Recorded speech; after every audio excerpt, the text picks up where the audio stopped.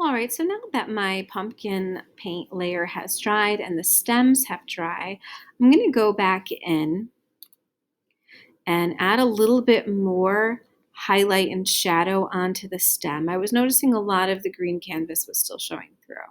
So I'm still using that small brush, mixing the white paint with the brown to create the lighter values and then filling that in. I went outside my lines a little bit there. If that happens to you, not a big deal. I'm just going to make a thicker stem to the pumpkin. Same thing when you're painting the outside of the pumpkin. If your orange lines end up going a little past your original drawing, not a problem.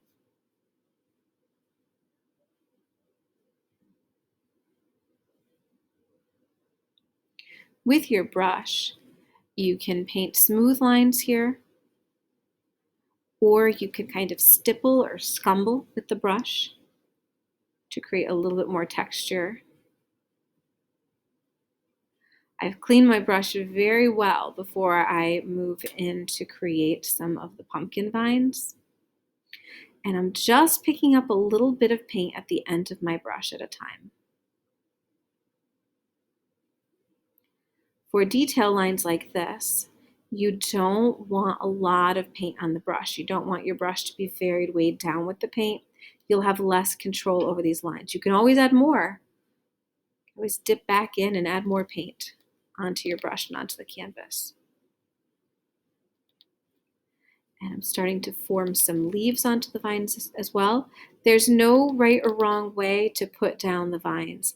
We're creating some interesting movement in our composition here, filling in the background space so you can have some of the vines that go off the page and come back on at the top. And we're going to paint in some leaves wherever you'd like. They can vary in size and shape, just like real leaves do. Every leaf on the tree or every leaf on the vine isn't all the same size and shape. As they're growing, they're changing in size. You can have some littler ones and some bigger ones.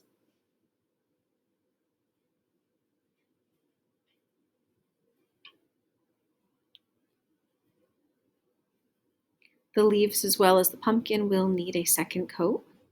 You can also take the white and you can go on top of the leaves if you want to create some value contrast.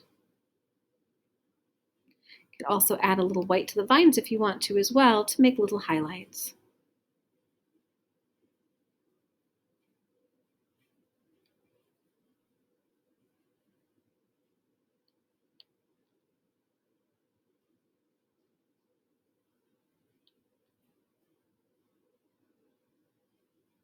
This part of the paintings is always fun because everyone's looks so different. As you're adding in the swirls and the final touches, you get to see everyone's unique creativity. This is also a fun part. It's time for the gold paint. Once you know that your pumpkin is dry, take a little bit of gold paint at a time and go back in now if you're missing some of those original pumpkin lines and just accent and highlight in here. We could add some texture to the stem with the gold, some texture and lines to show the segments of the pumpkin. You could add a little gold to the vines and leaves if you'd like to. I didn't do that here, but I am going to add some into the background because I just think it's really fun. I also decided to add in a few dots and polka dots just to decorate my background.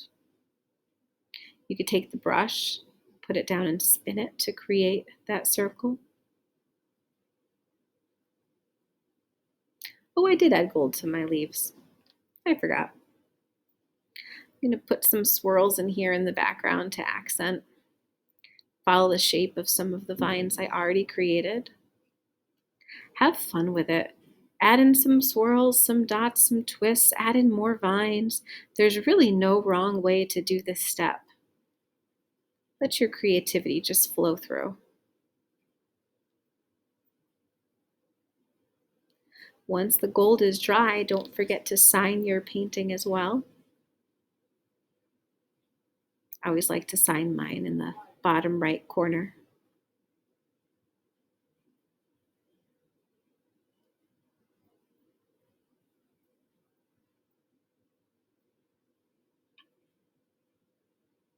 I hope that everyone has enjoyed painting with me tonight. I appreciate everyone's coming out to support our MSP, PTC, and art club.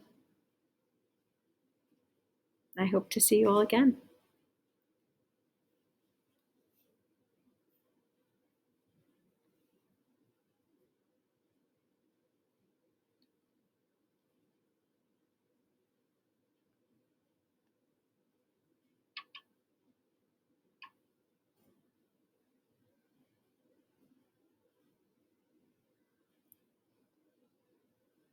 And here is my finished painting.